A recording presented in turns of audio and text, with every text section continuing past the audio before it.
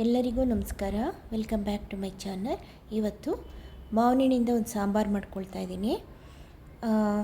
ಇದಕ್ಕೆ ನಾನು ರಸಪುರಿ ಮಾವಿನ ತೊಗೊಂಡಿದ್ದೀನಿ. ಆಮೇಲೆ ಸಣ್ಣ ಸಣ್ಣದಾಗಿ ಈರುಳ್ಳಿ ಕಟ್ ಮಾಡ್ಕೊಂಡು ಇಟ್ಕೊಂಡಿದ್ದೀನಿ ಸಾಂಬಾರಿಗೋಸ್ಕರ. ಆಮೇಲೆ ರುಬ್ಬಕ್ಕೋಸ್ಕರ ಒಂದು ಅರ್ಧ ಹೋಳು ತೆಂಗಿನಕಾಯಿ ತೊಗೊಂಡಿದ್ದೀನಿ. ಜೀರಿಗೆ, ಕೊತ್ತಂಬರಿ ಸೊಪ್ಪು, ಕರಿಬೇವಿನ ಸೊಪ್ಪು, ಈರುಳ್ಳಿ, ಹುರ್ಗಡ್ಲೆ ಮತ್ತು ಅದ್ರ ಜೊತೆಗೇ ನಾನು ಖಾರದ ಪುಡಿ ಮತ್ತು ಬೆಲ್ಲ ಹಾಕ್ಕೊಳ್ತೀನಿ. ಹುಣಸೆಹಣ್ಣು ಹುಳಿನ ಒಂದು ನಿಂಬೆಹಣ್ಣು ಗಾತ್ರ ನೆನೆ ಹಾಕಿ ಇಟ್ಕೊಂಡಿದ್ದೀನಿ. ಒಗ್ಗರಣೆಗೆ ಸಾಸಿವೆ, ಜೀರಿಗೆ ಮತ್ತು ಇಂಗು ಇಷ್ಟು ಇಟ್ಕೊಂಡಿದ್ದೀನಿ. ಮಾವಿನಹಣ್ಣು ರಸಪುರಿ ಮಾವಿನಹಣ್ಣು ತೊಗೊಂಡಿರೋದು, ಅದೆಲ್ಲ ಸಿಪ್ಪೆಲ್ಲ ತೊಳೆದು ಸಿಪ್ಪೆಲ್ಲ ತೆಗೆದು ರೆಡಿ ಮಾಡಿ ಇಟ್ಕೊಂಡಿದ್ದೀನಿ. ಇದಕ್ಕೆ ಕಾಡು ಮಾವಿನಹಣ್ಣು ಹಾಕ್ತಾರೆ, ಸಿಗಲಿಲ್ಲ ಅಂತ ನಾವು ರಸಪುರಿ ಮಾವಿನಹಣ್ಣೆ ಹಾಕ್ಕೊಳ್ಳೋದು.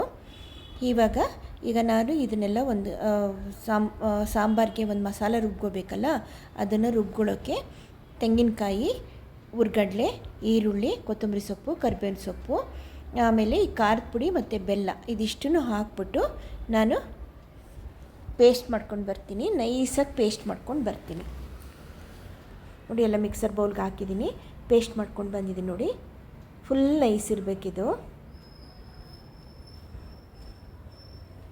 ಒಗ್ಗರಣೆಗೆ ಒಂದು ಬಾಣಲಿ ಇಟ್ಕೊಳ್ಳೋಣ. ಇವಾಗ ಎಣ್ಣೆ ಕಾದ್ಮೇಲೆ ಸಾಸಿವೆ, ಜೀರಿಗೆ, ಒಣಮೆಣಸಿನ್ಕಾಯಿ, ಇಂಗು ಹಾಕಿ ಒಗ್ಗರಣೆ ಹಾಕಿದ್ಮೇಲೆ ಅದು ಚಟ್ಪಟ ಅಂತ ಸಿಡಿದ್ಮೇಲೆ ಕಟ್ ಮಾಡಿ ಇಟ್ಕೊಂಡಿದ್ವಲ್ಲ ಸಣ್ಣಕ್ಕೆ ಆ ಈರುಳ್ಳಿ, ಕೊತ್ತಂಬರಿ ಸೊಪ್ಪು, ಕರಿಬೇವಿನ ಸೊಪ್ಪು ಹಾಕೋಣ.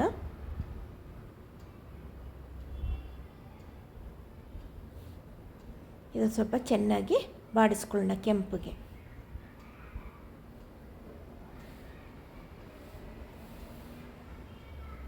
ಇದು ಚೆನ್ನಾಗಿ ಆಗಿದೆ ಅಂತ ಆದಮೇಲೆ ನಾವು ಅದಕ್ಕೆ ಖಾರ ಹಾಕ್ಕೊಳ್ಳೋಣ. ರುಬ್ಬಿಟ್ಕೊಂಡಿದ್ದೀವಲ್ಲ ಖಾರ, ಅದನ್ನು ಹಾಕ್ಕೊಂಬಿಡೋಣ.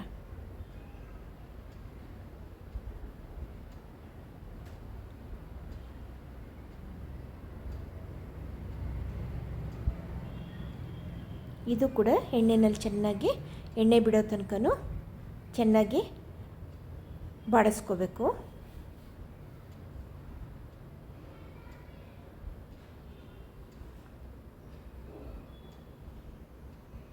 ಬೌಲ್ ಕೂಡ ತೊಳೆದ್ಬಿಟ್ಟು ಆ ನೀರು ಸಹಿತ ಹಾಕ್ಕೊಂಡಿದ್ದೀನಿ.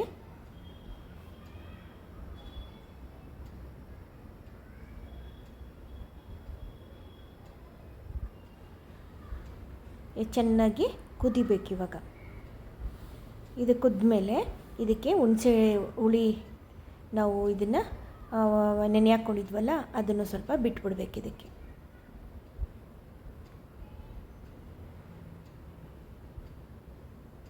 ಒಂದು ಕುದಿ ಬಂದ ಮೇಲೆ ಇದು ನಾವು ಮಾವಿನಹಣ್ಣು ಇದರೊಳಗೆ ಹಾಕ್ಕೊಳ್ಳೋಣ.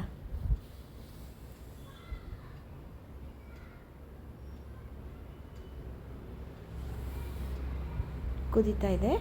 ಇವಾಗ ಇದಕ್ಕೆ ಮಾವಿನಹಣ್ಣು ಸೇರಿಸ್ಕೊಂಬಿಡೋಣ.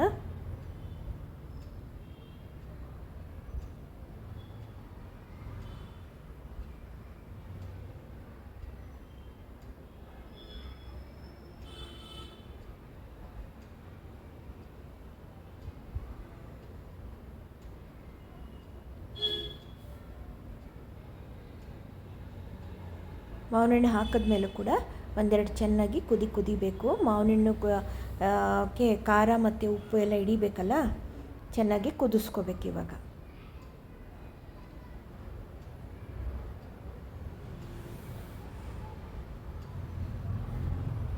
ಈಗ ನೋಡಿ, ಒಂದು ಮಾವಿನಹಣ್ಣನ್ನು ಹಾಗೆ ಇಟ್ಕೊಂಡಿದ್ದೀನಿ.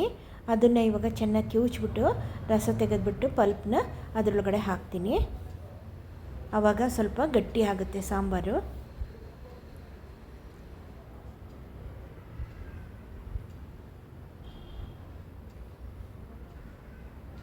ಅದರ ರಸ ಕಿವುಚ್ಕೊಂಡು ಹಾಕ್ತಾಯಿದ್ದೀನಿ. ಈಗ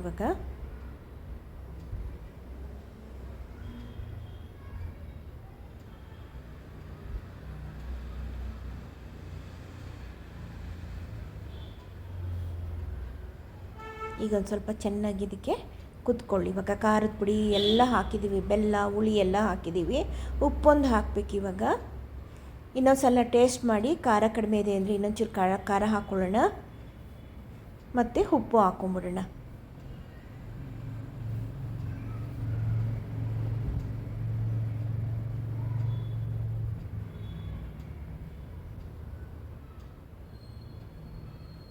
ಮಾವಿನ ಹಣ್ಣು ಸ್ವೀಟ್ನೆಸ್ ಮೇಲೆ ಖಾರ ಇದು ನಾವು ಅಡ್ಜಸ್ಟ್ ಮಾಡ್ಕೋಬೇಕು. ತುಂಬ ಇದು ಹುಳಿ ಇದೆ ಅಂತಂದರೆ ನಾವು ಹುಳಿನ ಸ್ವಲ್ಪ ಕಡಿಮೆ ಮಾಡ್ಕೋಬೇಕು. ಹುಳಿ ಮತ್ತು ಬೆಲ್ಲ ಎರಡೂ ಕೂಡ ಈ ಮಾವಿನ ಹಣ್ಣು ಸ್ವೀಟ್ನೆಸ್ ನೋಡಿಕೊಂಡು ಅಡ್ಜಸ್ಟ್ ಮಾಡ್ಕೊಂಡು ಹಾಕಬೇಕು. ಉಪ್ಪು ಹಾಕಿದ್ದೀನಿ ಇವಾಗ.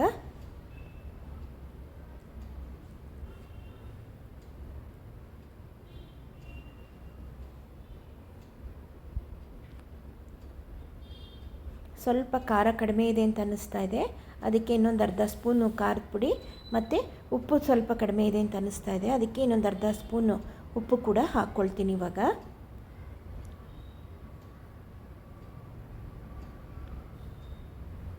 ಹಾಕ್ಬಿಟ್ಟು ಇನ್ನೊಂದು 2 ನಿಮಿಷ ಕುದಿಸಿದ್ರೆ ಮಾವಿನ ಹಣ್ಣು ಸಾಂಬಾರು ರೆಡಿ.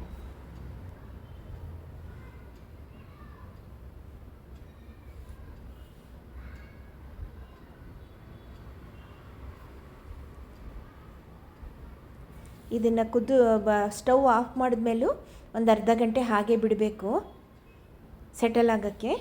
ಆವಾಗ ಅಷ್ಟೊತ್ತಿಗೆ ಮಾವಿನ ಹಣ್ಣೊಂದು ರಸ ಎಲ್ಲ ಚೆನ್ನಾಗಿ ಹೀರ್ಕೊಂಡಿರುತ್ತೆ. ಗ್ರೇವಿ ಮಾವಿನ ಹಣ್ಣಿಗೂ ಖಾರ ಉಪ್ಪೆಲ್ಲ ಚೆನ್ನಾಗಿ ಹಿಡ್ಕೊಂಡಿರುತ್ತೆ. ಮಾಡಿದ್ಮೇಲೆ ಒಂದು 10 ನಿಮಿಷ ಹಾಗೆ ಮುಚ್ಚಿಡಬೇಕು.